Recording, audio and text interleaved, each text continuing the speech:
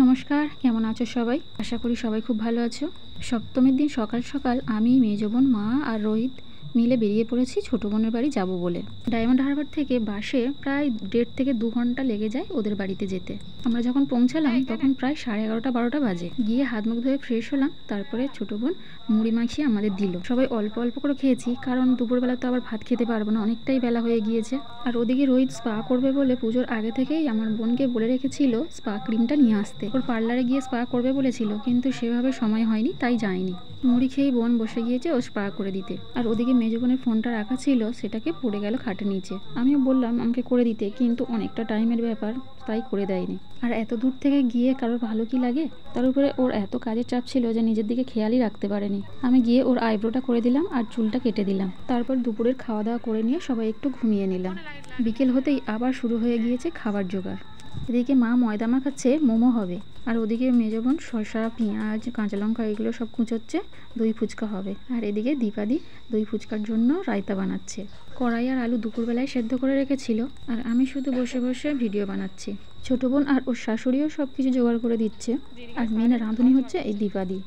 উনি খুব ভালো রান্না করে, যত কিছু রান্না বান্না উনিই করছে। দুপুরে করেছিল ভোলা মাছের ঝাল, সমুদ্র কাঁকড়ার ঝাল, সরষে ইলিশ, মাংস আর চাটনি।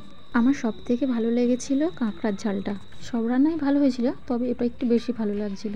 আর সন্ধে হবে প্রথমে দই ফুচকা, তারপরে হবে মোমো, আর রাতে তো বিরিয়ানি থাকছে। তোমরা ভাবছো সারাক্ষণ যদি খাচ্ছি আর ঘুমাচ্ছি তাহলে ঠাকুর দেখতে কখন যাব? রাতে খাওয়া দাওয়া করে একটু রেস্ট নিয়ে তারপরে বের হব 2-3টের দিকে। তখন বেশ ফাঁকা থাকে, তাই ঠাকুর দেখতে ভালোই লাগে। যাই হোক, এদিকে দীপাদি রায়তা বানাতে বানাতে চলে গেল ফুচকাটা ভাজতে, তাই গুনগুন রায়তাটা ফাঁটছিল। তার মধ্যে মাসিমা মানে বোনের শাশুড়ি কফি করে নিয়ে চলে এসেছে। দিদি গিয়ে আবার কফি সার্ভ করতে শুরু করেছে। সারাক্ষণ শুধু খেয়েই যাচ্ছি।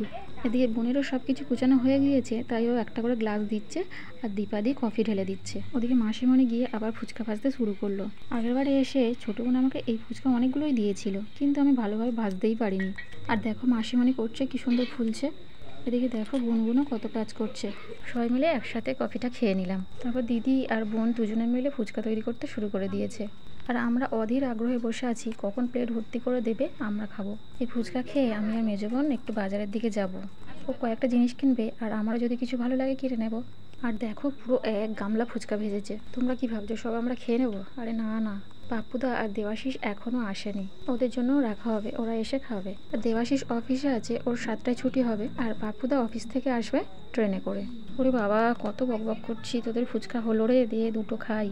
আমার তো জিভে জল চলে আসছে ফুচকাগুলোকে দেখে। হাড়ি বাস, দেখো ফুচকা রেডি। শুধু দেখতেই সুন্দর হয়নি, খেতেও দারুণ হয়েছে, জাস্ট দারুণ। ওরা তৈরি করে করে আমাদের দিকে দিচ্ছে, আর আমরা খাচ্ছি একটা করে। আর আমি দিদি আর বোনকে গালে দিচ্ছি একটা করে। আর শেষেরটায় দেখো কত কাঁচা লঙ্কা দিয়েছি। টক, ঝাল, মিষ্টি, নুন সবকিছু মিলেমিশে একেবারে দারুণ ব্যাপার হয়ে গিয়েছে। আর এই যে বাজার থেকে আমরা ফিরলাম সবাই মিলে একসাথে, মানে পাপ্পুদা, দেবাশিস, আমি, বোন সবাই একসাথে ফিরলাম। ফিরেই আবার শুরু করে দিয়েছি মোমো খাওয়া। আর হ্যাঁ, বলা হয়নি, রোহিতও গিয়েছিল আমাদের সাথে। আমরা হাত মুখ দিয়ে জাস্ট বসেছি, বোন গরম গরম মোমো দিয়ে গেল।